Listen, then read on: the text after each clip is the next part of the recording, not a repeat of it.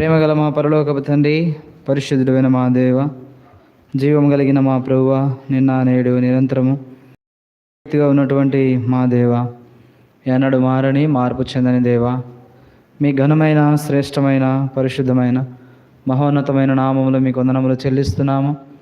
ఈ యొక్క రాత్రికాల సమయంలో నైనా పెనియలు ప్రార్థన మందిరంలో తండ్రి మీ ప్రజలముగా చేరి మీ స్వాగతం ఇచ్చి సంపాదించినటువంటి సంఘముగా కూడి దేవ, మరి ఈ దినము వెంకటశేషం ఆంటీ మరి నాయన తండ్రి, మరి ఈ దినము కూడిక ఏర్పాటు చేయడానికి మీరు చేసిన సహాయాన్ని బట్టి వందనాలు. వచ్చిన మీ ప్రజలను బట్టి స్తోత్రాలు. రావాల్సిన వారు మార్గ మధ్యంలో ఉన్న వారిని కూడా తండ్రి మీరు తోడుపెట్టి మీ సన్నిధికి తీసుకురమ్మని ప్రార్థన చేస్తున్నాము. దయగల తండ్రి, వాక్యము ద్వారా మీరే మాతో మాట్లాడమని ప్రార్థిస్తున్నాము. దయగల తండ్రి, కృపగల దేవ, మీ స్వరమును మాకు వినిపింపచేయండి దేవ. పాటల ద్వారా మాకు ఉద్యోగం దయచేయండి. పాటల ద్వారా మీ నామమును మహిమపరిచి ఘనపరచడానికి సహాయం చేయవలసిందిగా ప్రార్థన చేస్తున్నాం. దయగల తండ్రి, కృపగల దేవ, మీరు ఎంతైనా నమ్మదగిన దేవుడు, అద్భుతమైన ఆశ్చర్యమైన కార్యాలు జరిగించేటువంటి దేవుడు. అందును బట్టి దేవ, మిమ్మల్ని హృదయమారా స్తుతిస్తూ ఘనపరుస్తూ మహింపరుస్తున్నాం. దయగల తండ్రి, కృపగల దేవ, ఈ కూడిక అంతటికీ మీరే నాయకత్వం ప్రార్థిస్తున్నాము. మీ నిత్య నిబంధన రక్త ప్రోక్షణ కిందికి వస్తూ వందనములు స్తోత్రాలు చెల్లించుకుంటూ యేసు ప్రభు నామములో ప్రార్థిస్తున్నాము తండ్రి, ఆమేన్.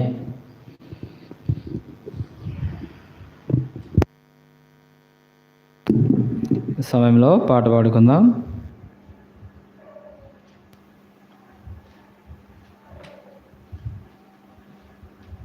పాట సంఖ్య 113. ఇజ్రాయెల్.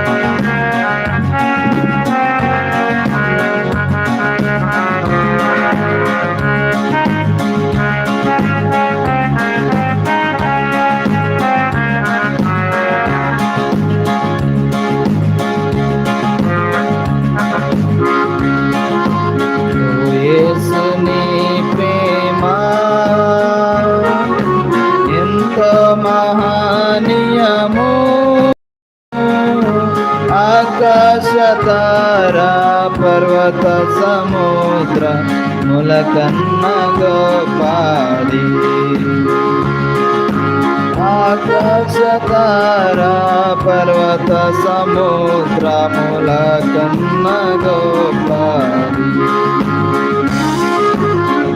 యేసుని ప్రేమ ఆగమ్యానందమే, హృదయము నిన్నేను ప్రభుని కార్యములు గంభీరమైనవి. ఆగమ్యానందమే, హృదయము నిన్నేను ప్రభుని కార్యములు గంభీరమైనవి. స్తుతి ప్రశంసలకు యోగ్యుడేసు, హల్లెలూయా ఆమేన్. స్తుతి ప్రశంసలకు యోగ్యుడేసు, హల్లెలూయా ఆమేన్. హల్లెలూయా ఆమేన్. యేసుని ప్రేమ సంకట సమయములో సాగలేకున్నాము,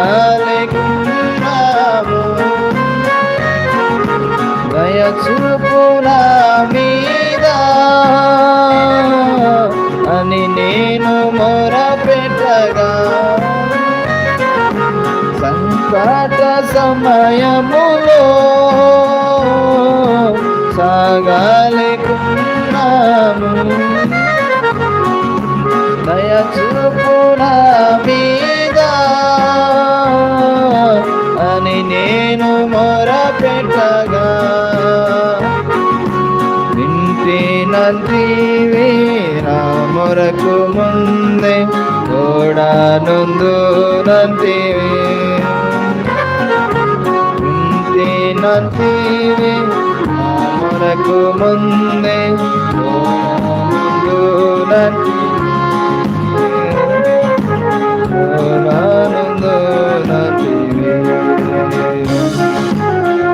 యేసుని ప్రేమ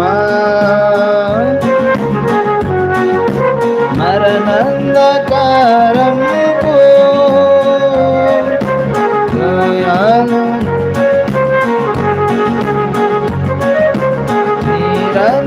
నిరంతరమేసు నాదుకపారి మరణంధకారము దయాన్ని సంచరించిన నిరంతరమేసు నాదుకపారి కరమునిచి నన్ను గాయుచు నడుపు కరుణాగల ప్రభు.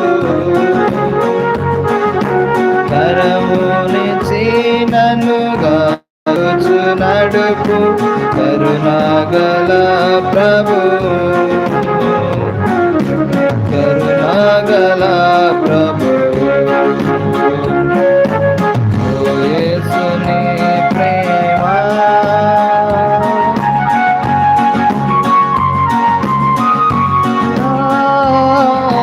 భయపడను నేనెప్పుడు,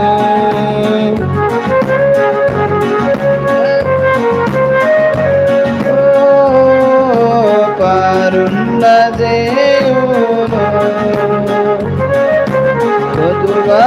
పొదుగాలెన్నీయున్నా భయపడను నేనెప్పుడు. అనేక భయాలులో కారున్న దేవును భోజన జలములతో తృప్తి పరచుచు నాతో ముందు నేసు. భోజన జలములతో తృప్తి పరచుచు నాతో నుండు నేసు. నాతో నుండు నేసు. ఓ యేసుని ప్రేమ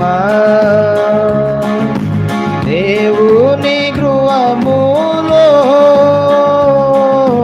సదా స్తుతించెదను.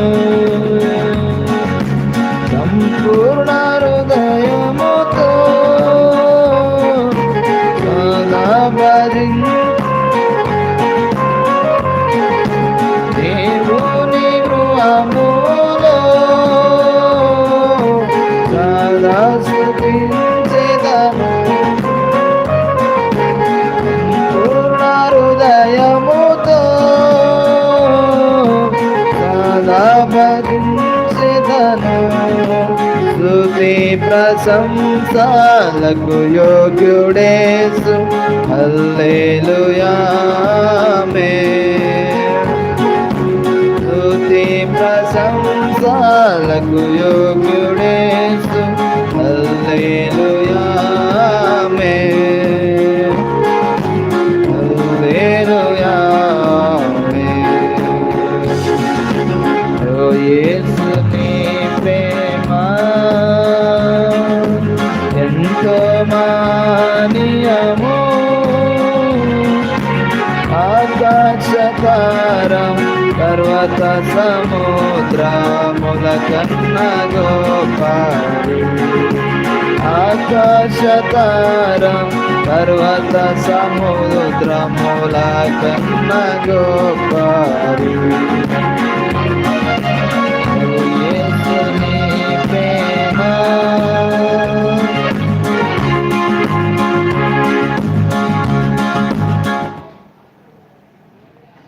మరొక పాట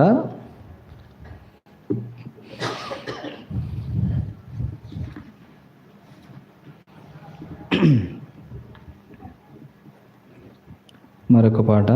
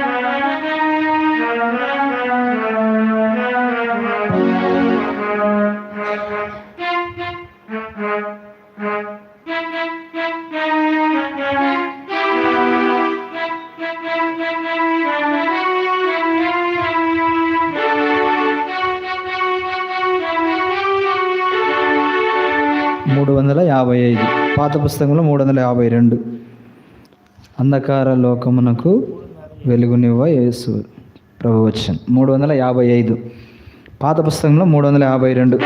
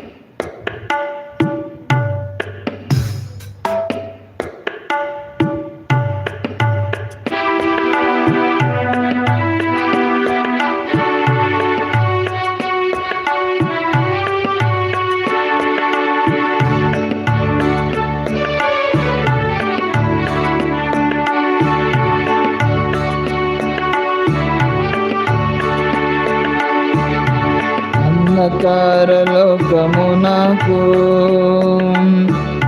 వెలుగునివ్వ ప్రభు వచ్చెను. స్తుతి మహిమ ప్రభునకే. అంధకారలోకమునకు నిష్కలంక బాలిని దోష ప్రభువే. అమూల్య రక్తమేఘముక్తి మార్గము. నిష్కలంక బాలిని దోష ప్రభువే. అమూల్య రక్తమేఘముక్తి మేఘముక్తి మార్గము. ఏమి అర్పించేదము దానికి బదులుగా, స్తుతి మహిమ ప్రభునకే. ఏమి అర్పించేదము దానికి బదులుగా, స్తుతి మహిమ ప్రభునకే. అంధకార లోకమునకు మృత్యువు ప్రజయమునంది మన ప్రభువు. ప్రార్థించుచుండే తండ్రి కుడి ప్రక్కన, మృత్యువు ప్రజయమునంది మన ప్రభువు. ప్రార్థించుచుండే తండ్రి కుడి ప్రక్కన. ఏమి అర్పించేదము దానికి బదులుగా, స్తుతి మహిమ ప్రభునకే. ఏమి అర్పించేదము దానికి బదులుగా, స్తుతి మహిమ ప్రభునకే. అంధకార లోకమునకు రక్షకా నీవే ప్రతిఫలం. నీవే ధైర్యము. దివ్య జ్యోతి రక్షకా నీవే ప్రతిఫలం. నీవే ప్రేమ సత్యానంద ధైర్యము. సర్వమందు నమ్మదగిన వాడవు నీవే, స్తుతి మహిమ ప్రభునకే.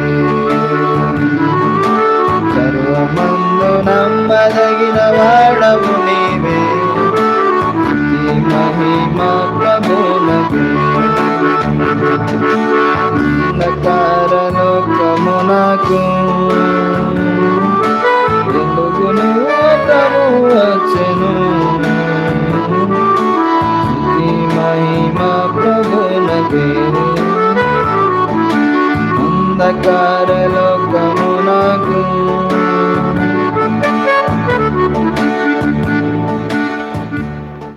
చివరిగా మరొక పాట.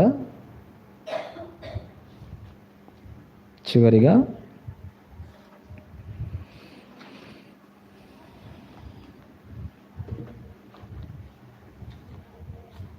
చివరిగా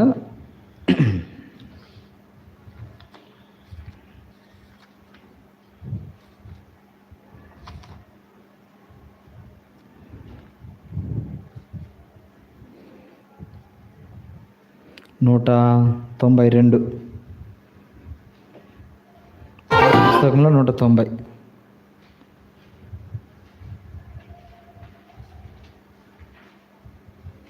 192 పాత పుస్తకంలో 190.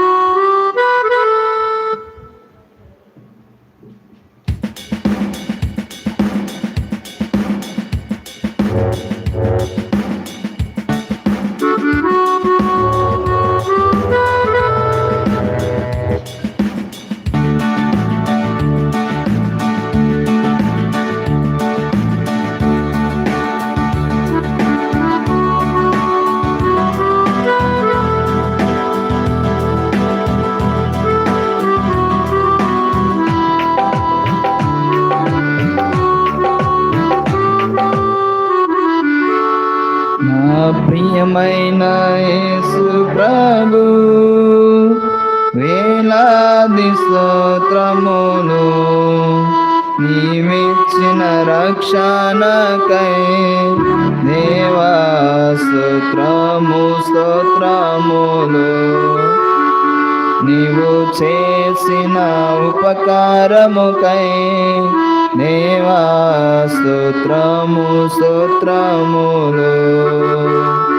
నా ప్రియమైన యేసు ప్రభు ఆపద దినములలో నా ప్రభుని స్తుతిని ఆపద దినములలో నా ప్రభుని తలచితిని దేవాని దయతోడనే నాదాశ్రయం పొందితిని దేవాని దయతోడనే నాదాశ్రయం పొందితిని నా ప్రియమైన యేసు ప్రభు ఒక క్షణ సమయములో నశించు నా జీవితం ఒక క్షణ సమయములో నశించు నా జీవితం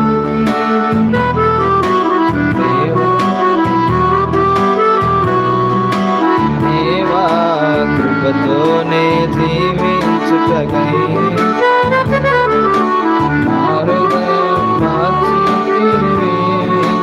దేవా కృపతోనే జీవించుటకై నా ప్రియమైన యేసు ప్రభు పాపపు లోకములో నీ పాపిగా జీవించితిని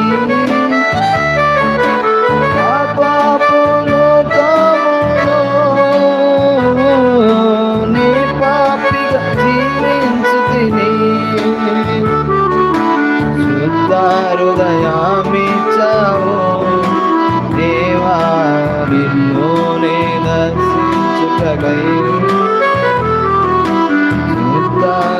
హృదయామిచ్చావు దేవా నిన్ను నే దర్శించుటకై నా ప్రియమైన యేసు ప్రభు ఈ దినము నే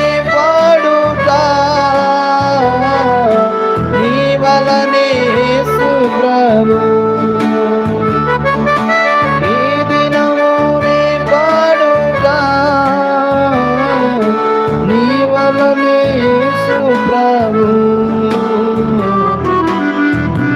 అప్పుడు నే పాడేదన్ దేవా నా యందు వసించు అప్పుడు నే పాడేదన్ దేవా నా యందు వసించు నా ప్రియమైన యేసు ప్రభు మందిర సమృద్ధిని నీ ప్రజల సహవాసము మందిర సమృద్ధిని నీ ప్రజల సహవాసము నీ సన్నిధి ఆనందమును దేవా కృపతోనే నొసగితి నీ సన్నిధి ఆనందమును దేవా కృపతోనే నొసగితి నా ప్రియమైన యేసు ప్రభు వేలాది స్తోత్రములు నీవిచ్చిన రక్షణకై దేవా స్తోత్రము స్తోత్రము నీవు చేసిన ఉపకారముకై దేవా స్తోత్రము స్తోత్రము నా ప్రియమైన యేసు ప్రభు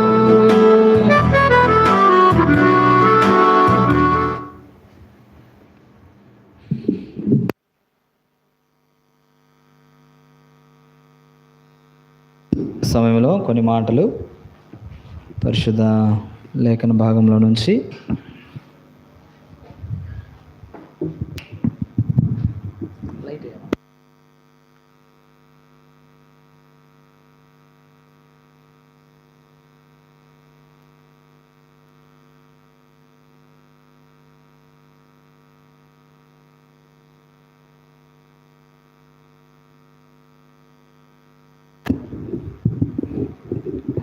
సమయంలో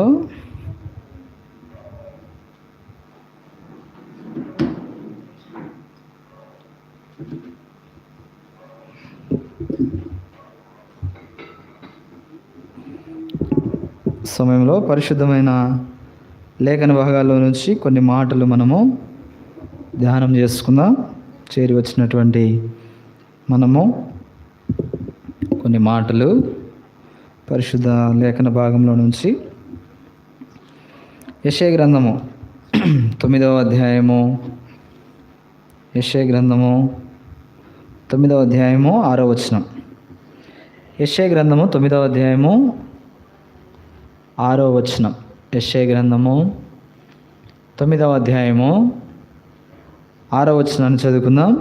ఏలైనగా మనకు శిశువు పుట్టెను, మనకు కుమారుడు అనుగ్రహింపబడెను, ఆయన భుజం మీద రాజ్యభారముండును.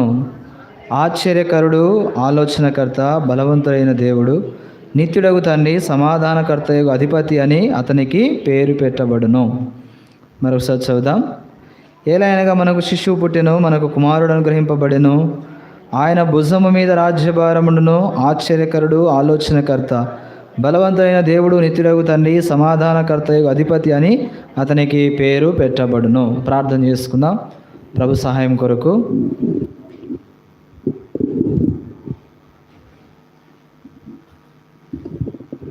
ప్రేమానమ్మకం గల పరలోకపు తండ్రి, పరిశుద్ధుడైన మా దేవ, జీవం కలిగిన మా ప్రభువ, నిన్న నేడు నిరంతరం ఏకరీతిగా ఉన్న మా దేవ, ఎన్నడు మారని మార్పు చెందని దేవ, మీ ఘనమైన, శ్రేష్టమైన, పరిశుద్ధమైన, మహోన్నతమైన నామములో మీకు వందనములు, స్తోత్రాలు చెల్లిస్తున్నాం. ఈ యొక్క సాయంకాల సమయంలో మరి ఈ యొక్క మందిరావరణములో చేరి మీ ప్రజలముగా మీ స్వరక్తమిచ్చి సంపాదించినటువంటి సంఘముగా కూడి తండ్రి మిమ్మల్ని స్తుతించడానికి, మిమ్మల్ని ఘనపరచడానికి, మిమ్మల్ని ఆరాధించేటువంటి గొప్ప ధన్యత మాకు అనుగ్రహిస్తూ వచ్చారు. మీకు వందనములు చెల్లిస్తున్నాము. ఈ సమయంలో వెంకటశేష మాటిని బట్టి మీకు వందనములు చెల్లిస్తున్నాము. దయగల తండ్రి, ఈ యొక్క కృతజ్ఞత కూడిక ఏర్పాటు చేయడానికి మీరు సహాయం చేస్తూ వచ్చారు. మీకు ఎంతో వందనాలు. దయతో జ్ఞాపకం చేసుకో. పాటల ద్వారా మహిమ పొందారు, స్తోత్రాలు. కొద్ది సమయము వాక్య ధ్యానం మేము కలిగి ఉంటుండగా దయతో జ్ఞాపకం చేసుకో. మీ స్వరమును మాకు వినిపింపచేయమని ప్రార్థిస్తున్నాము. దయగల తండ్రి, ఎంతో దీనులముగా మీ సన్నిధిలో సాగిలి పడుతున్నాము. మీ నిత్య నిబంధన రక్త ప్రోక్షణ కిందికి వస్తూ వందనములు చెల్లించుకుంటూ యేసు ప్రభు నామములో ప్రార్థిస్తున్నాము తండ్రి, ఆమేన్. సమయంలో మనము చదివినటువంటి భాగము, ఏలైనగా మనకు శిశువు పుట్టెను, మనకు కుమారుడు అనుగ్రహింపబడెను, ఆయన భుజం మీద రాజ్యభారముడను. ఆశ్చర్యకరుడు, ఆలోచనకర్త, బలవంతుడైన దేవుడు, నిత్యుడగు తండ్రి, సమాధానకర్తయగు అధిపతి అని అతనికి పేరు పెట్టబడును. ఈ ప్రవచనము యేసు ప్రభు గురించి వ్రాయబడింది. మనందరికీ పరిచయమైనటువంటి మాటలే. ప్రతి క్రిస్మస్ సందర్భంలో ఈ యొక్క వాక్యాన్ని మరి చదివేవారిగా ఉంటున్నారు, ధ్యానించేవారిగా ఉన్నారు. అయితే ఇక్కడ మనకు కుమారుడు అనుగ్రహింపబడెను. కాబట్టి తండ్రి అయిన దేవుడు మనకు కుమారుణ్ణి అనుగ్రహిస్తూ వచ్చాడు. అనుగ్రహము అంటే ఏమిటంటే, అనుగ్రహం అంటే ఇవ్వటము. ఇంకా అనుగ్రహం అంటే దయచేయటం, బహుమానము. ఇంకా అనుగ్రహము అంటే అడగకుండా ఇచ్చేదాన్ని అనుగ్రహము అంటారు. అడగకుండా ఇవ్వటం. దేవుణ్ణి మనం అడగలేదు కదా, కుమారుడు కావాలి అని మనం అడగలేదు. కానీ దేవుడు ఏం చేస్తున్నాడు? మనల్ని ప్రేమించి మనకు అనుగ్రహించినాడు. అంటే మనం అడగకుండానే మన అక్కరేమిటో, మన సమస్య ఏమిటో, మన కష్టమేమిటో మనకు తెలియకపోయినప్పటికీ దేవునికి తెలుసు. అందుకే మన యొక్క స్థితిని గమనించి తన ఏకైక కుమారుని భూలోకానికి పంపిస్తూ వచ్చాడు. కాబట్టి మన సమస్యలు, మన అక్కర్లేంటో మనకు తెలియదు. కానీ ఒక ఇంటిలో, ఒక గృహంలో మరి పిల్లల గురించి ఎవరికి తెలుసమ్మా? తల్లిదండ్రులకు తెలుసు. వారు దేనికి కోప్పడతారు, దేనికి సంతోషిస్తారు, ఏ టైంలో పడుకుంటారు, ఏ టైంలో మేలుకుంటారు, ఏ టైంలో తిండి తింటారు, వారి యొక్క స్థితిగతులు అన్నీ కూడా ఎవరికి తెలుసు? తల్లిదండ్రులకు తెలుసు. ఎందుకంటే వారు దగ్గర నుంచి చూస్తూ ఉంటారు కాబట్టి. అట్లాగే ఆయన మన పరలోకపు తండ్రి కాబట్టి మనకు ఏమి అక్కర ఉందో, ఏమి సమస్యలు ఉన్నాయో మనం అడగక మునుపే ఆయన మన అక్కర ఎరిగినటువంటి దేవుడు. మన సమస్య ఎరిగినటువంటి దేవుడు. చిన్న కుమారుణ్ణి మనం చూస్తే ఆయన తప్పిపోయి మరి తిరిగి తండ్రి వద్దకు వచ్చినాడు. చిన్న కుమారుడేం అడగలేదు, అయ్యా నాకు ఫలాంది కావాలని అడిగాడా? అడగలేదు.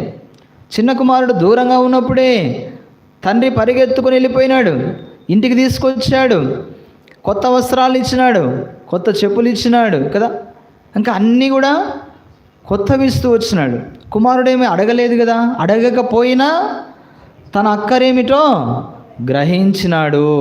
కాబట్టి మనం కూడా ఈ లోకంలో మరి ఈ యొక్క మన యొక్క స్థితిని దేవుడు ఎరిగి ఏం చేస్తూ వచ్చినాడంటే కుమారుడు పంపిస్తూ వచ్చాడు. మత్తయి సువార్త 19వ అధ్యాయంలో మనము లూకా సువార్త 19వ అధ్యాయంలో మనము చూస్తే కనుక 10వ వచనం చదువుదాం. లూకా సువార్త 19వ అధ్యాయం 10వ వచనం. నశించిన దానిని వెదకి రక్షించుటకు మనుష్య కుమారుడు వచ్చెనని అతనితో చెప్పెను. ఎందుకొరకు వచ్చాడమ్మా యేసు ప్రభు? నశించిన దానిని వెదకి రక్షించుటకు. కాబట్టి తండ్రి అయిన దేవుడు మన యొక్క స్థితిని ఎరిగి మనం నశించిపోతున్నామని, మన పాపాన్ని బట్టి మనము క్షీణించిపోతున్నామని, మన పాపాన్ని బట్టి మనము నాశనమైపోతున్నామనేటువంటి ఉద్దేశంతో మనల్ని రక్షించటానికి మనుష్య కుమారుడిగా ఈ లోకానికి యేసు ప్రభును పంపిస్తూ వచ్చాడు.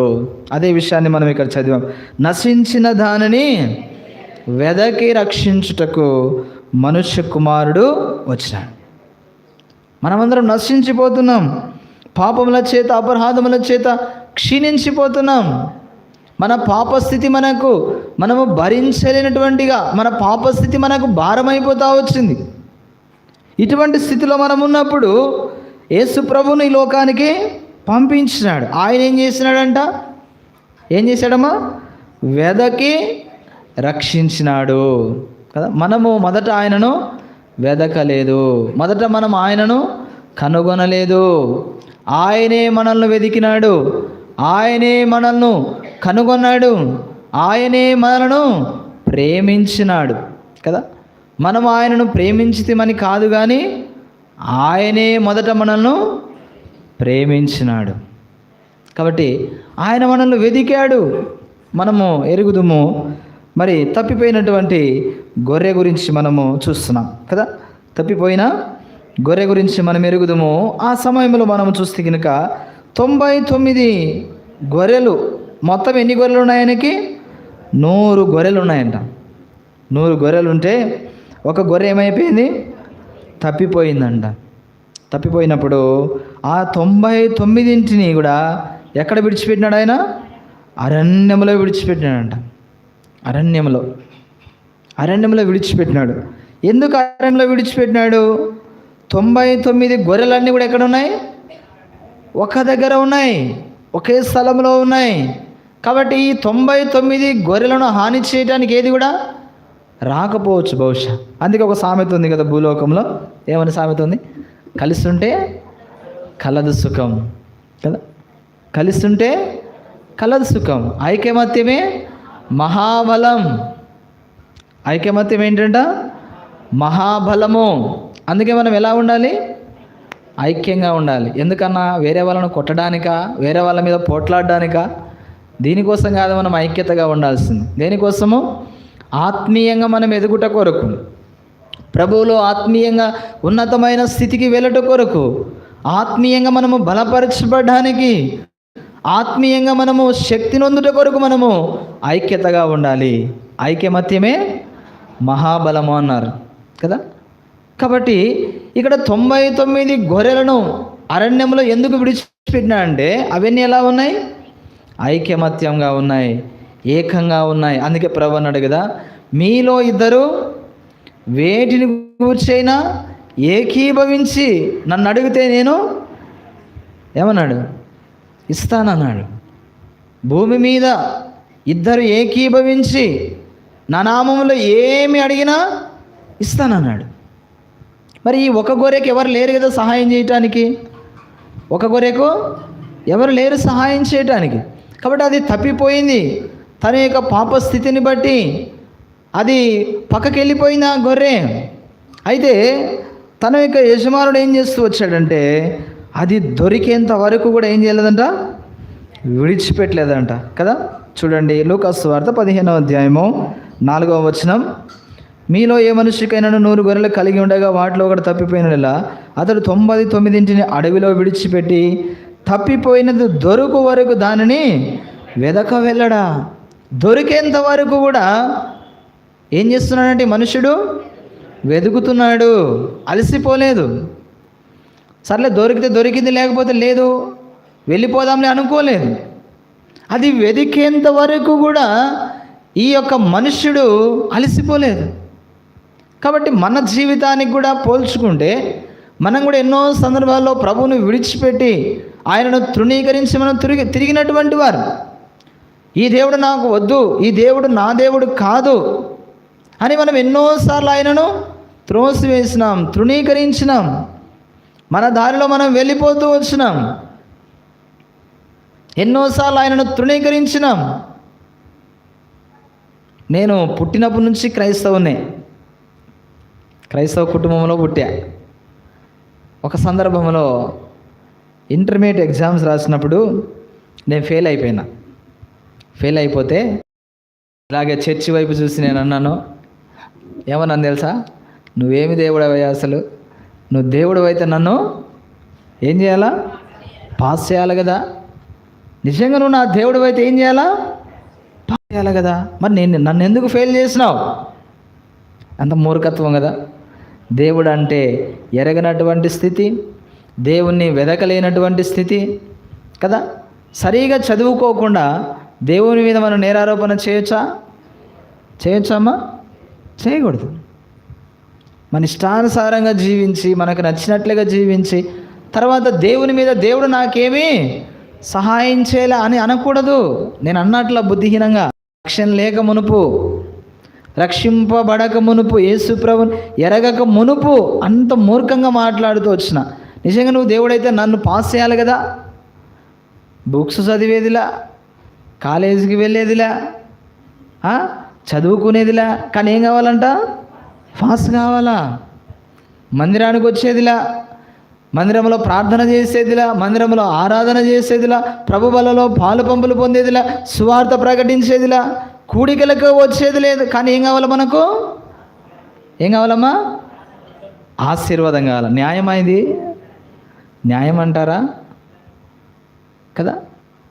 చదువుకోకుండా నేను పాస్ అవ్వాలి అన్నది ఎంత బుద్ధిహీనతనో, నేను మందిరానికి రాకుండా దేవుని చేత ఆశీర్వదించబడాలి అనడం కూడా అంతే అంటే తప్పు కాదనుకుంటా. కాబట్టి ఈ 199 గొర్రెలను విడిచిపెట్టి ఆ తప్పిపోయినటువంటి గొర్రెను అది దొరికేంత వరకు కూడా ఏం చేసినాడంటే ఆయన వెతికినాడు. మనం కూడా ఒకప్పుడు ఆ త్రోవ తప్పినటువంటి గొర్రెల వలె మనం వెళ్ళాం. అందుకే మనల్ని కూడా అందరూ ఏమంటారమ్మా? గొర్రెలు అంటారు మనల్ని. సంతోషించాలి మనం. గొర్రె ఎంత మృదువైంది కదా, ఎంత సాత్వికమైంది కదా. గొర్రె ఎప్పుడైనా పోట్లాడుతుందా? ఎవరి మీదైనా రంకెలేస్తుందా? ఎవరి మీదైనా గార్జించి వారి మీదకు దూసుకెళ్తుందా? గొర్రెకి అన్ని మంచి లక్షణాలే. నిజమే, మనల్ని గొర్రెలతో పోల్చినప్పుడు మనం దేవుని స్తుతించాలా, అటువంటి మంచి బిరుదు మనకి ఇచ్చినందుకు. నిజమే, మనం ఒకప్పుడు ఎలా ఉన్నామంటే త్రోవ తప్పిన గొర్రె వలె ఉంటూ వచ్చినాం. అయితే ఈ మనుష్యుడు ఏం చేసినాడంట, తప్పిపోయినది దొరకు వరకు దానిని వెదక వెళ్ళడా. మనం కూడా ఈ లోకంలో తప్పిపోయినప్పుడు యేసు ప్రభు 2025 సంవత్సరాల క్రితం మన కొరకు మానవాకారంలో ఈ లోకంలో మన కొరకు జన్మిస్తూ వచ్చాడు. దాన్నే క్రిస్టమస్ అని పేరు పెట్టారు. క్రీస్తు జననం, క్రీస్తు జన్మం, క్రీస్తు జన్మ గురించి మాట్లాడుతుంది. కాబట్టి ఆయన ఈ లోకానికి రావడానికి గల ప్రాముఖ్యమైన ఉద్దేశం ఏంటి? ఎందుకొరకు ఆయన భూలోకానికి వచ్చినాడంటే వెదకడానికి వచ్చినాడు. మనమందరం త్రోవ తప్పిపోయినాం. 53 యెషయా గ్రంథంలో మనమందరం ఎలా ఉన్నామంట? త్రోవ తప్పి ఏకముగా పనికి వాలిన వారమైనామంట. అందరం త్రోవ తప్పిన. రోమాపత్రిక 3వ అధ్యాయంలో కూడా మనం చూస్తాం కదా. నీతిమంతుడు లేడు, ఒక్కడు లేడు. దేవుణ్ణి వెదకవాడు ఎవరు లేరు. చూడండి, చదవమంట. రోమాపత్రిక 3వ అధ్యాయం 11వ వచనం నుంచి అనుకుంటా. చూడండి, రోమాపత్రిక 3:11. నీతిమంతుడు లేడు, ఒక్కడు లేడు, గ్రహించువాడు ఎవడును లేడు, దేవుణ్ణి వెదకువాడును ఎవరు లేరంట? దేవుణ్ణి వెదికేవారు లేరు. అందరు ఎలా ఉన్నారు? త్రోవ తప్పి ఏకముగా పనికి మాలిన వారైరి. కాబట్టి మనము దేవుణ్ణి వెదకలేదు. ఆయనే మనల్ని వెదకటానికి 2025 సంవత్సరాల క్రితం భూలోకానికి వచ్చాడు. మన కొరకై ఆయన ఒక బీద కుటుంబములో, ఒక కన్యక గర్భములో పరిశుద్ధాత్మ ద్వారా ఆయన భూలోకంలో జన్మిస్తూ వచ్చాడు. జన్మించడం మాత్రమే కాదు, మనందరి కొరకై సిలువలో ప్రాణం పెట్టినాడు. మన కొరకు తన చివరి రక్తపు బొట్టు కూడా మన కొరకు కారుస్తూ వచ్చాడు. అని చనిపోయినాడు. చనిపోవడంతో అయిపోలేదు. చనిపోయిన తర్వాత మరలా ఏం చేసినాడు? ఆయన 3వ దినాన సజీవముగా తిరిగి లేచినాడు. దాన్నే పునరుద్ధాన దినము అంటాం, పునరుద్ధాన శక్తి అంటాం. అంటే మరణమును జయించుట. ఎవరైతే యేసు ప్రభునందు విశ్వాసం ఉంచుతున్నారో, ఎవరైతే రక్షణ, మారు మనసు, పాప క్షమాపణ పొందినటువంటి వారుగా ఉంటున్నారో, వారికి దేవుడు ఏమిచ్చినాడు? పునరుద్ధాన శక్తిని ఇచ్చినాడు. అంటే మరణాన్ని జయించేటువంటి శక్తి. అంటే అట్లా అనుకోవచ్చు మనం. అంటే మనకు ఇంకా మరణమే లేదా మనకు? ఇది కాదు జయించడం అంటే. మరణమును జయించడం అంటే అర్థం ఏంటంటే ఇంకా నేను చనిపోను అనడానికి కాదు. అటైతే ఇంకా ప్రపంచము ఉండదు, ఇంకా ప్రపంచము ఉండదు, బ్యాలెన్స్ ఉండదు. దేవుడు ఎంత బరువు ఉండాలో అంతే బరువు ఉంచినాడంట భూమిని. ఏమో అర్థమవుతుందని నేను చెప్పేది? భూమి ఎంత బరువు ఉండాలో అంత బరువే దేవుడు బ్యాలెన్స్ చేస్తూ ఉన్నాడంట. ఎక్కువైతే ఏమైంది? బరువు ఎక్కువైతే ఏమైంది? భూమి కూడా పడిపోద్ది. ఎందుకు? భూమి ఎక్కడుంది? భూమి ఎక్కడుందమ్మా? శూన్యంలో వేలాడదీస్తున్నాడు. ఇప్పుడు మనందరూ వేరేలాడే దాంట్లో ఉన్నాం, మనకు తెలియట్లే. మనకి ఏమీ లేదు, ఆధారం ఏమి లేదు.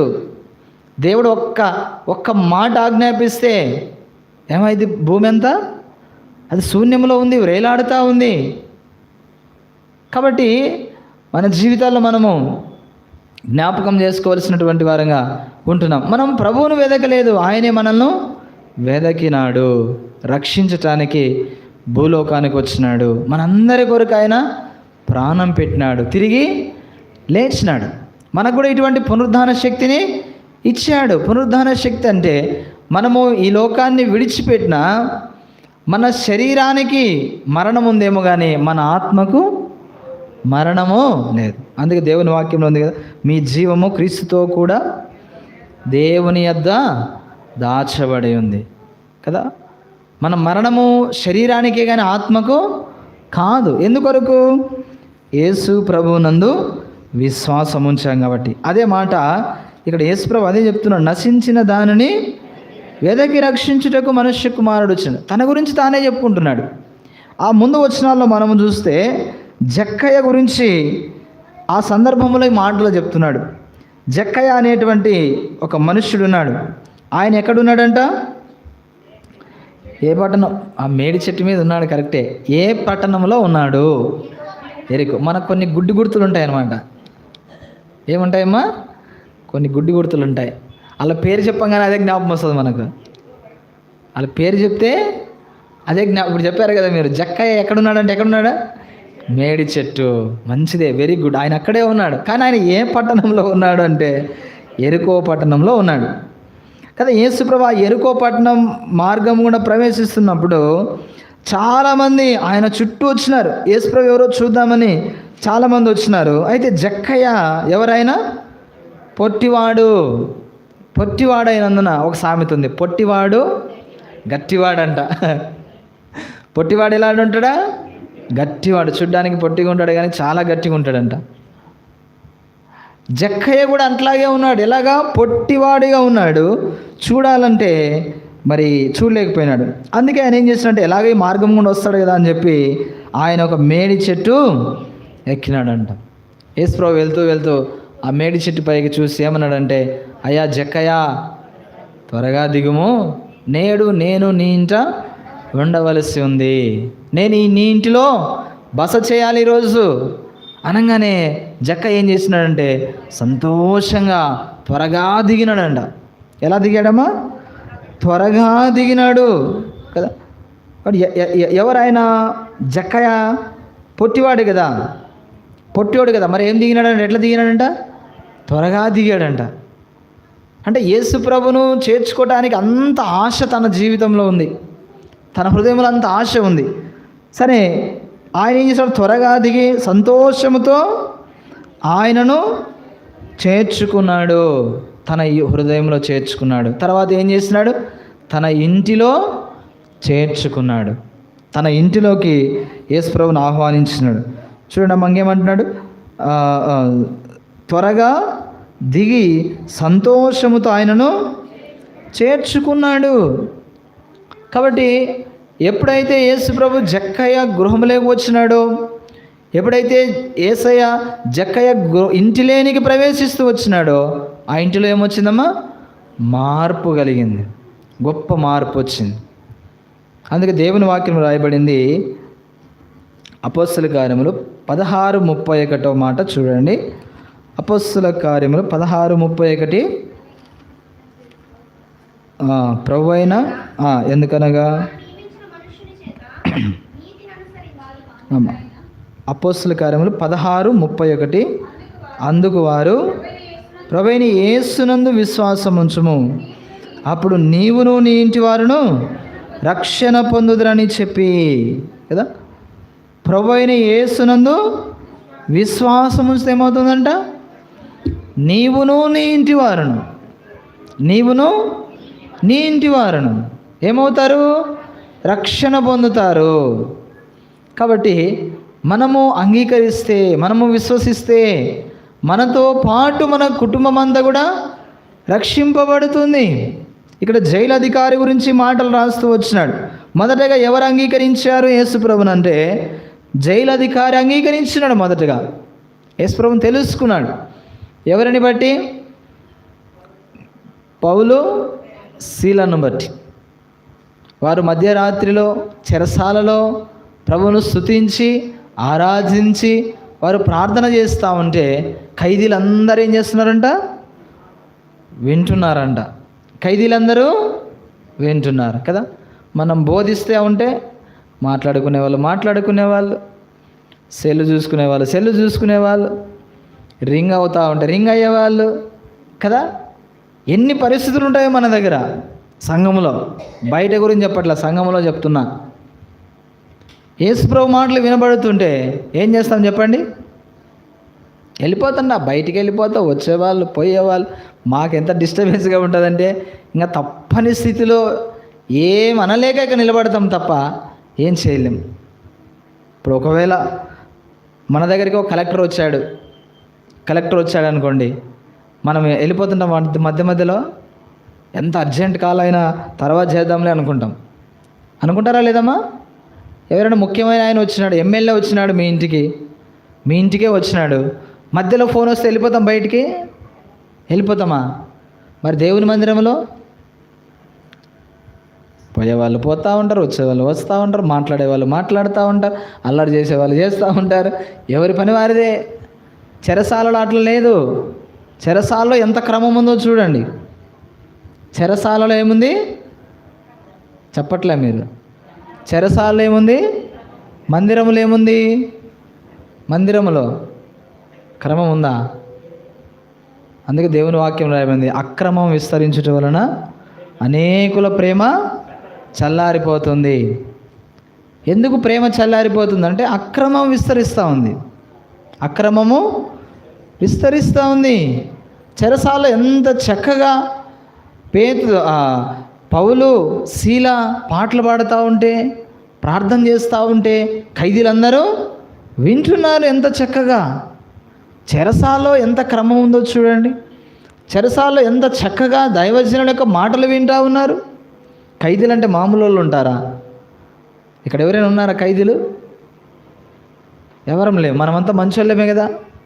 మరి ఖైదీలు అంటే ఎలాంటి వారు? వాళ్ళు ఎన్నో తప్పులు చేసి, ఎన్నో పాపాలు చేసి ఆ చెరసాలలోకి వచ్చింటారు. వారు కూడా ఎంత చక్కగా దేవుని పాటలు, దేవుని వాక్యము, మాటలు వింటూ ఉన్నారు ఎంత క్రమంగా. కాబట్టి మందిరంలో మనం కూడా ఏం చేయాలి? చక్కగా వినాలి. చూడండి ఆ మాట చదవండి, 25వ వచనం. అయితే మధ్యరాత్రి వేళ పౌలును శీలయు దేవునికి ప్రార్థించు కీర్తనలు పాడుచుండిరి. ఖైదీలు ఇది జరగాల మన దగ్గర. ఏం జరగాల? వినాలి.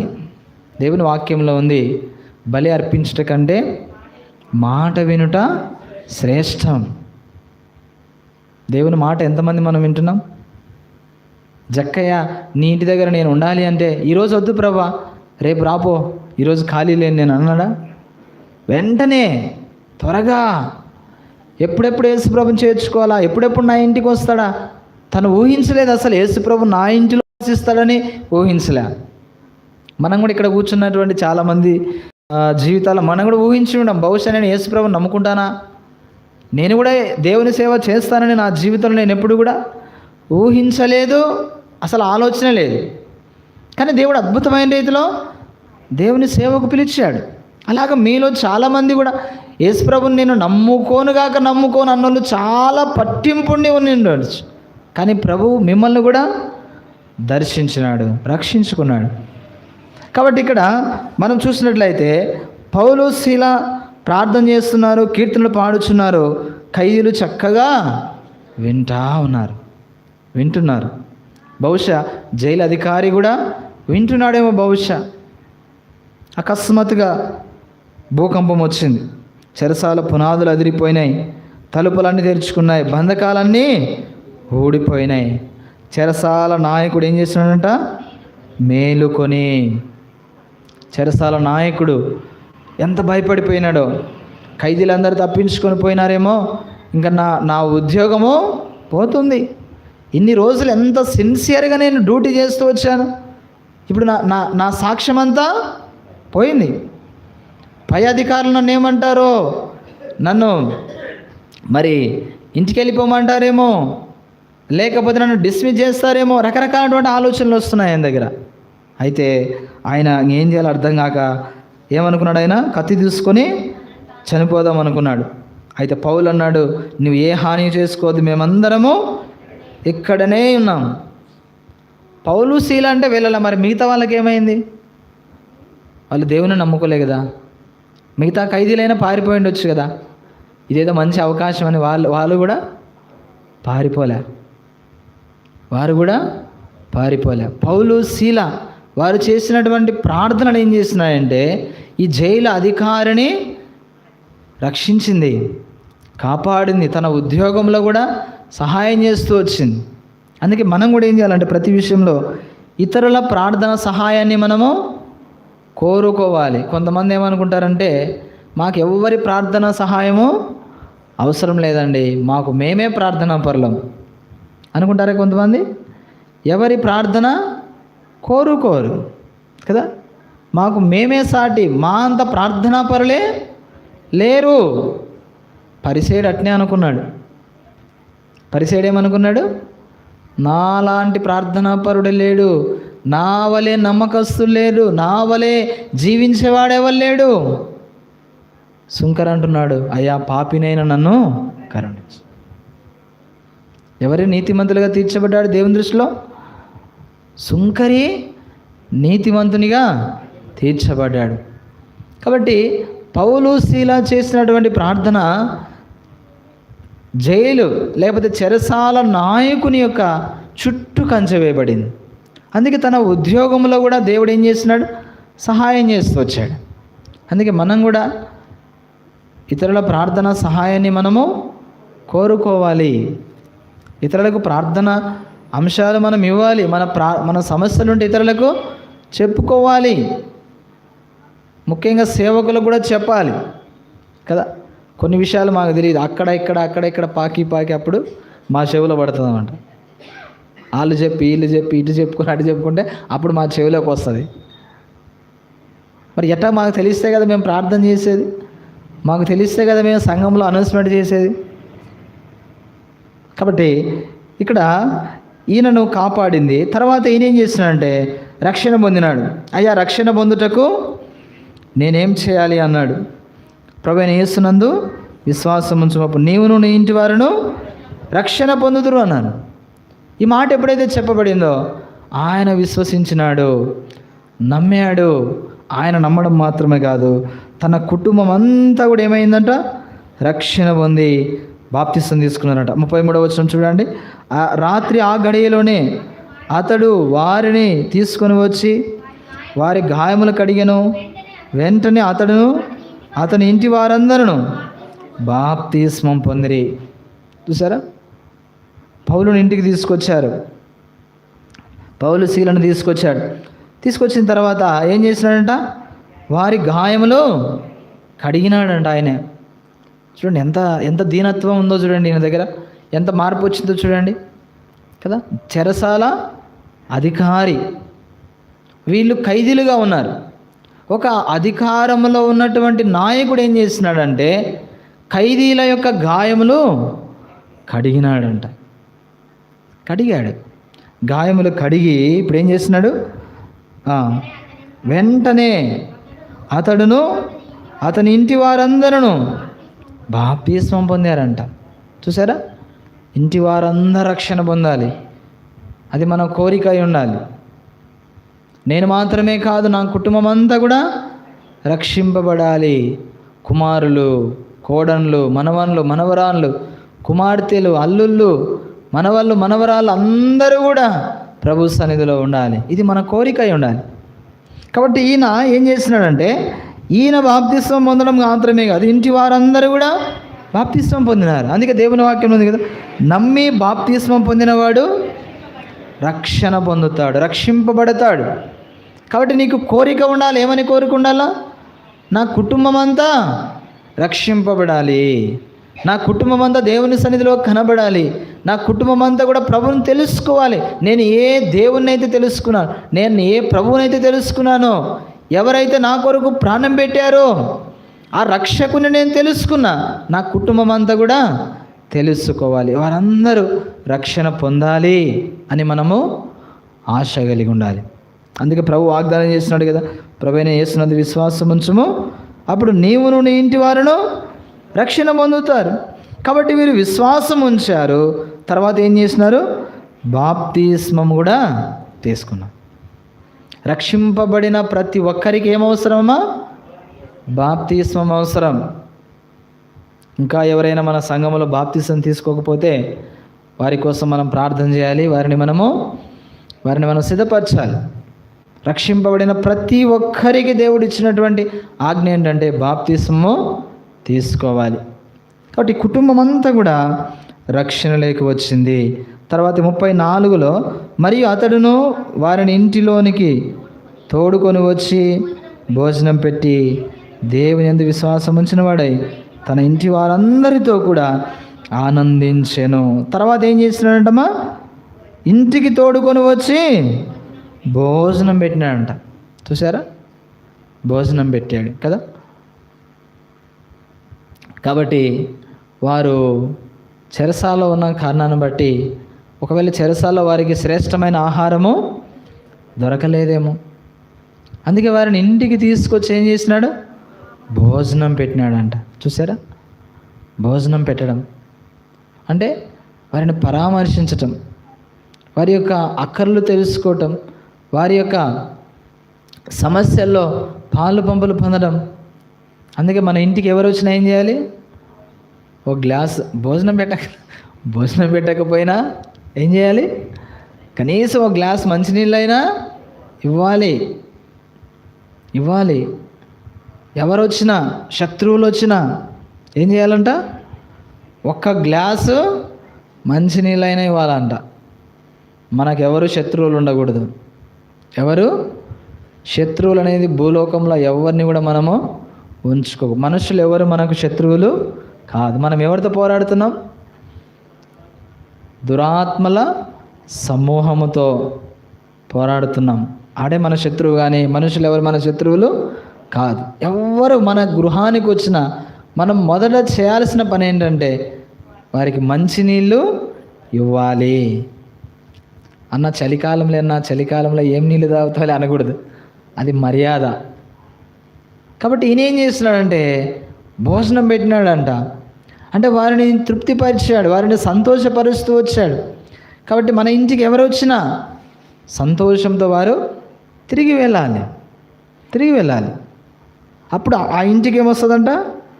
ఆశీర్వాదం వస్తుందంట. ప్రభు అన్నాడు కదా, నా పేరట మిమ్మల్ని ఎవరు చేర్చుకుంటారో వారి కుటుంబానికి ఆశీర్వాదం వస్తుంది అన్నాడు దేవుడు. నా నామం పేరట ఎవరైతే మిమ్మల్ని చేర్చుకుంటారో వారి కుటుంబాన్ని నేను ఆశీర్వదిస్తాను, వారి కుటుంబాన్ని నేను దీవిస్తానని ప్రభు చెప్తూ వస్తున్నాడు. కాబట్టి అనేకులు మనం చేర్చుకునేటువంటి కుటుంబముగా మనం ఉండాలి. అనేకులను పరామర్శించేటువంటి కుటుంబముగా మనం ఉండాలి. ఫలానా దగ్గరికి వెళ్తే మనకు సరైన గైడెన్స్ ఇస్తారని మన గురించి చెప్పగలిగి ఉండాలి. తెలుసుకోవాలి, ప్రజలు తెలుసుకోగలగాలి కదా. సమూయేలు గురించి చెప్పాడు ఒక ఆయన. సౌలు గాఢధమములో పోతే ఆ గ్రామాలన్నీ తిరుగుతున్నట్టు ఎక్కడ దొరుకుతాయి. అప్పుడు కొంతమంది అన్నారంట, ఇదిగో ఆ కొండ మీద ఒక ఆయన ఉంటాడు, ఆయన దగ్గరికి వెళ్తే మీకు మంచి సమాచారం ఇస్తాడు. ఎవరైనా? సమూయేలు గురించి రాయబడింది ఆ మాట. చూసారా? మంచి సలహాదారులుగా మనం ఉండాలి. కాబట్టి ఇప్పుడు ఈ కుటుంబం అంతా కూడా ఏం చేసిందంటే భోజనం పెట్టి తర్వాత ఏం చేసింది? దేవుని యందు విశ్వసించిన వాడై తన ఇంటి వారందరితో కూడా ఆనందించాను. కాబట్టి తన ఇంటి వారందరితో కలిసి ఏం చేసినాడు? ఆనందించినాడు. కాబట్టి మనం కూడా ఏం చేయాలి? మన కుటుంబ సభ్యులతో ఎలా ఉండాలంట? సంతోషంగా ఉండాలి, ఆనందంగా ఉండాలి, కుటుంబ సభ్యులతో సమాధానంగా ఉండాలి, ఐక్యత కలిగి ఉండాలి. కుటుంబ సభ్యులను మనం ఏం చేయాలి? ప్రేమించాలి, పరామర్శించాలి. ఎవరైనా కష్టాల్లో ఉంటే, ఇబ్బందుల్లో ఉంటే దేవుని వాక్యం రాయబడింది, నీ రక్త సంబంధికి ముఖము త్రిప్పొద్దు. రక్త సంబంధికి ఏం చేయకూడదంట? ముఖం తిప్పకూడదంట. కాబట్టి మనము గ్రహించవలసినటువంటి సంగతి ఏంటంటే, ఇక్కడ ఈ యొక్క చెరసాల అధికారి పౌలు శీల ఎవరో తెలియదు వాళ్ళకు. కానీ ఏం చేసినాడు? ఆయన వారికి ఆతిథ్యం ఇచ్చాడు. తర్వాత కుటుంబంతో కలిసి అందరితో కూడా ఆనందించినాడంట. కాబట్టి మనము కూడా అలాగా కుటుంబాలుగా ప్రభువులో ఆనందించాలని, ప్రభువులో సంతోషించాలని మనం నేర్చుకోవాలి. కాబట్టి కుటుంబంలో ఎన్నో సమస్యలు ఉండవచ్చు, ఎన్నో కష్టాలు ఉంటాయి, మరి ఎన్నో ప్రతికూలమైనటువంటి పరిస్థితులు ఉంటాయి. అయితే వీటన్నింటిలో కూడా మనం ఎలా ఉండాలంటే ప్రభువు మీద విశ్వాసం ఉంచాలి. ప్రతి పరిస్థితుల్లో, అనారోగ్య పరిస్థితుల్లో, కష్టకాలంలో, శ్రమకాలంలో మనం ఎలా ఉండాలంట? ప్రభువునందు విశ్వాసం ఉంచాలి. కొన్ని సందర్భాల్లో మన ఇంటిలో వారికి అనారోగ్యంగా ఉండవచ్చు, ఆర్థిక ఇబ్బందులు ఉండవచ్చు. అయితే ఇటువంటి సందర్భంలో మనం ఏం చేయాలంట? దేవుని యందు విశ్వాసం ఉంచాలి. ఆయన సహాయం చేస్తాడని నమ్మాలి. ఆయన మనకు ప్రతి అక్కర, ప్రతి అవసరత తీరుస్తాడని మనము ప్రభువునందు సంపూర్ణమైన విశ్వాసం కలిగి ఉండాలి కుటుంబంలో. అప్పుడు కుటుంబాన్ని ప్రభు ఏం చేస్తాడు? ఆశీర్వదిస్తాడు. కాబట్టి ఆ తరతరాలన్నింటినీ కూడా దేవుడు ఆశీర్వదిస్తాడని చెప్తూ వస్తుంటున్నాడు. కాబట్టి రాత్రికాల సమయంలో చేరి వచ్చినటువంటి మనం కూడా ఇలాగా కుటుంబాలుగా మనం కూడా దేవుని సన్నిధిలో కనబడవలసినటువంటి వారముగా ఉంటున్నాం. కాబట్టి ఈ యొక్క రాత్రికాల సమయంలో చేరి వచ్చినటువంటి మనము మన జీవితాలను కూడా పరీక్షించుకోవాల్సినటువంటి వారముగా ఉంటున్నాం. కాబట్టి మన కుటుంబంలో అందరూ కూడా ఏం చేయబడాలంట? రక్షణ పొందాలి, ప్రభువును తెలుసుకోవాలి, ప్రభువునందు విశ్వాసం ఉంచాలి, పాపక్షమాపణ పొందాలి. ఇది మన యొక్క ఆశ అయి ఉండాలి, మన యొక్క కోరిక అయి ఉండాలి. అప్పుడు ప్రభు ఏం చేస్తాడంటే ఖచ్చితంగా వాటన్నిటి నుంచి దేవుడు మనల్ని ఆశీర్వదించేటువంటి దేవుడిగా ఉంటున్నాడు. కాబట్టి ఈ రాత్రికాల సమయంలో చేరి వచ్చినటువంటి మనము ఈ యొక్క వెంకటశేషం లాంటి వారి కుటుంబం కోసం కూడా మరి దేవుని సన్నిధిలో వారు కూడా అలాగ కుటుంబం అంతా కూడా దేవుని సన్నిధిలో కనబడాలని మనము ప్రార్థించే వారంగా ఉండాలి. అలాగే ఎలాగైతే ఈ యొక్క చెరసాల అధికారి యొక్క కుటుంబం అంతా కూడా రక్షణ పొందుతూ వచ్చారో, చెరసాల అధికారి యొక్క కుటుంబ సభ్యులందరూ ఎలాగైతే ప్రభువును తెలుసుకున్నారో, అలాగా మరి ఆంటీ గారి కుటుంబ సభ్యులందరూ కూడా అలాగ ప్రభువును తెలుసుకొని, ఆ నిజ రక్షకుని తెలుసుకొని వారు కూడా దేవునిలో కొనసాగాలని మనము ప్రార్థించే వారంగా ఉంటున్నాం. కొంతమంది రక్షింపబడ్డారు, ఇంకా కొంతమంది ప్రభువును తెలుసుకోలేదు. వారి కోసం కూడా మనము ప్రార్థించే వారంగా ఉండాలి. కాబట్టి మరి ఆంటీ గారి యొక్క మరి పరిస్థితులన్నీ కూడా మనము ఎరిగినటువంటి వారమే. కాబట్టి కొంచెం పెద్ద వయసులో ఉన్నారు, మరి ఎన్నో సందర్భాల్లో మరి అనారోగ్యమైనటువంటి పరిస్థితి. అయితే ప్రభు ఎంత సహాయం చేస్తూ ఉన్నాడంటే నిజంగా అద్భుతమైనటువంటి రీతిలో ప్రభు నడిపిస్తూ ఉన్నాడు. ఒకరోజు ఆదివారం అయితే ఆయాసపడతా మందిరానికి వచ్చారు. అప్పుడు మళ్ళీ మందిరానికి వచ్చి మళ్ళీ ట్యాబ్లెట్లు తెచ్చుకొని మళ్ళీ మందిరంలో ట్యాబ్లెట్లు వేసుకున్నారు. అంటే దేవుని మందిరం అంటే ఆశ, దేవుని ఇంటికి వెళ్ళాలనేటువంటి ఆశ, కోరిక. కాబట్టి ఈ సంవత్సరం అంతా కూడా దేవుడు కాపాడాడు, భద్రపరిచాడు. మరొక నూతన సంవత్సరమును దేవుడు దయాకిరీటముగా ఇవ్వబోతున్నాడు. కాబట్టి మరి వెంకటశేషం ఆంటీ ఆరోగ్యం కోసం ప్రార్థన చేయండి, మరి కుటుంబం కోసం కూడా ప్రార్థన చేద్దాం. దేవుడి మాటలు దీవించునుగాక. ప్రార్థన చేస్తాం. ఒక సహోదరుడు, ఒక సహోదరి మరి ఆంటీ గారి ఆరోగ్యం కోసము, అలాగే వారి కుటుంబ సభ్యుల కోసం కూడా ప్రార్థన చేయండి. అలాగే చెరసాల అధికారి యొక్క కుటుంబము ఎట్లాగైతే రక్షింపబడిందో అలాగా ఆంటీ గారి కుటుంబం కూడా రక్షింపబడాలని మనము ప్రార్థన చేద్దాం. ఒక బ్రదరు, ఒక సిస్టర్ ప్రార్థన చేయండి. చివరి ప్రార్థనతో ముగిస్తాం.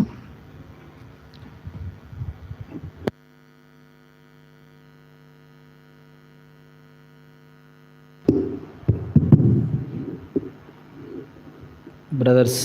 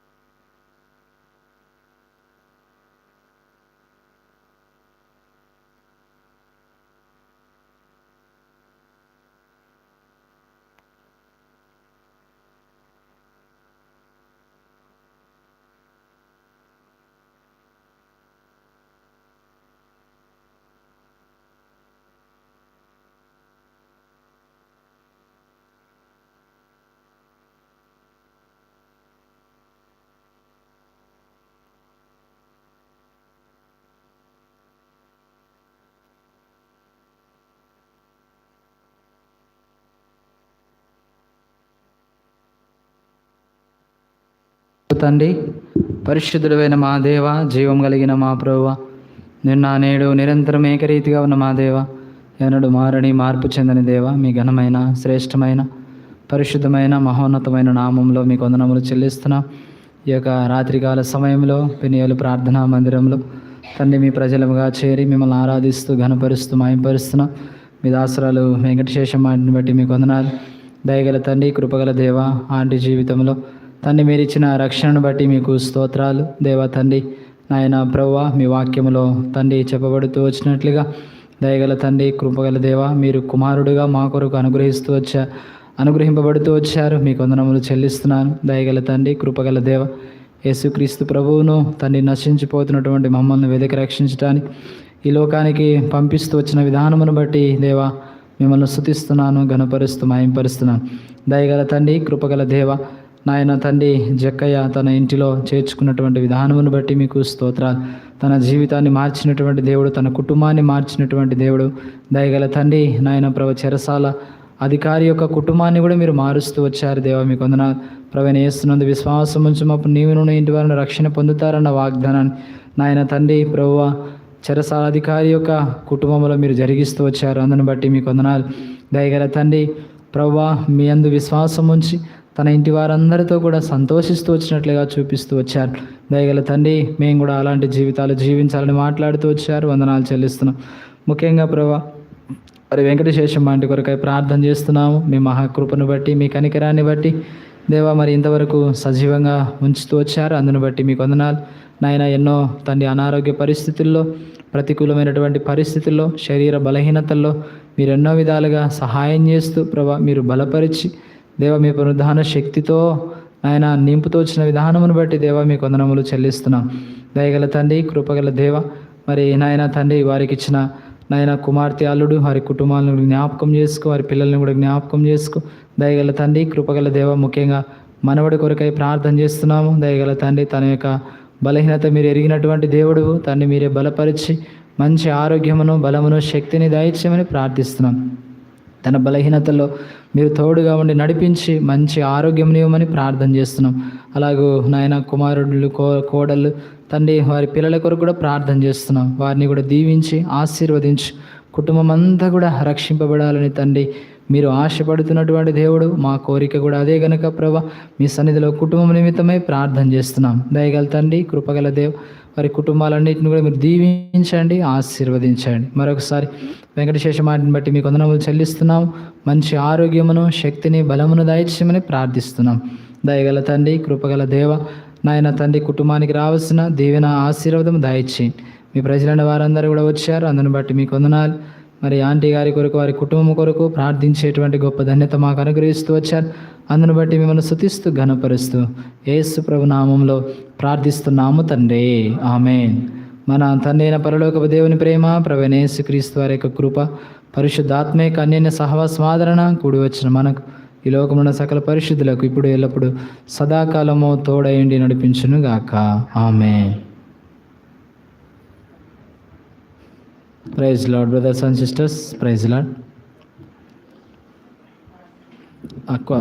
దయచేసి వీటి కోసం ప్రార్థన చేద్దాం. ప్రేమ నమ్మకం గల పరలోక తండ్రి, వందనములు చెల్లిస్తున్నాం. సంఘాన్ని ప్రేమించి మీ దాసరాలు తీసుకొచ్చినటువంటి ఈ యొక్క దయగల తండ్రి, మరి ఆహార పదార్థాలను బట్టి స్తోత్రాలు. పవిత్రపరిచి దీవించి ఆశీర్వదించు. మా సహవాసం దీవెనకరంగా చేయండి. తిరిగి ప్రజల వారి గృహాలకు వెళ్తున్నారు, మీ సన్ని తోడుగా ఉంచండి. వందనములు, స్తోత్రములు చెల్లించుకుంటూ యేసు ప్రభు నామంలో ప్రార్థిస్తున్నాము తండ్రి, ఆమేన్. దయచేసి గమనించండి, 25వ తారీఖు అనగా క్రిస్టమస్ రోజు మరి ఉదయకాలము 10 గంటలకు మరి క్రిస్టమస్ ఆరాధన కలిగి ఉంటాం. దయచేసి 10 గంటలకు మరి మన మధ్యకు రావాల్సినటువంటి దాసుని కోసం ప్రార్థన చేయండి. మరి నా కోసము, నా పరిచర్య కోసం కూడా ప్రార్థన చేయండి. అలాగే 26వ తారీఖున సాయంకాలము లుదియక్క వారి గృహంలో కూడిక ఉంటుంది. కూడిక అనంతరము భోజన సహవాసం ఉంటుంది. 27వ తారీఖున మరి రాహేలక్క వారి ఇంటి దగ్గర కూడా మరి కూడిక ఉంటుంది. కూడిక అనంతరము భోజన సహవాసం కూడా ఉంటుంది. 28వ తారీఖున సంధ్యారాయణక్క వాళ్ళ ఇంటి దగ్గర ఉంటుంది సాయంకాలము. మరి కూడిక అనంతరము భోజన సహవాసం ఉంటుంది. 29వ తారీఖున కూడా జయక్క వారి గృహంలో ఉంటుంది. మరి ఆ దినము కూడా మనందరికీ భోజన సహవాసం ఉంటుంది. 30వ తారీఖున చెల్లాలమ్మ ఇంటి గృహంలో ఉంటుంది. అక్కడ కూడా కూడిక అనంతరం మనందరికీ భోజన సహవాసం ఉంటుంది. 31వ తారీఖున రాత్రి కాలము 9 గంటలకు వాచ్నెట్ సర్వీస్ కోసం మనమందరం కూడి వస్తాం. తర్వాత న్యూ ఇయర్ ఫస్ట్ కోసం కూడా మనము కూడి వస్తాం. వీటి కోసము ప్రార్థించండి. నా కోసము, నా ప్రయాణం కోసము, నా పరిచర్య కోసం కూడా ప్రార్థించండి. మన మధ్యకు రావాల్సినటువంటి దాసుని కోసం కూడా ప్రార్థించండి. Praise lord. అందరికీ ప్రైజ్.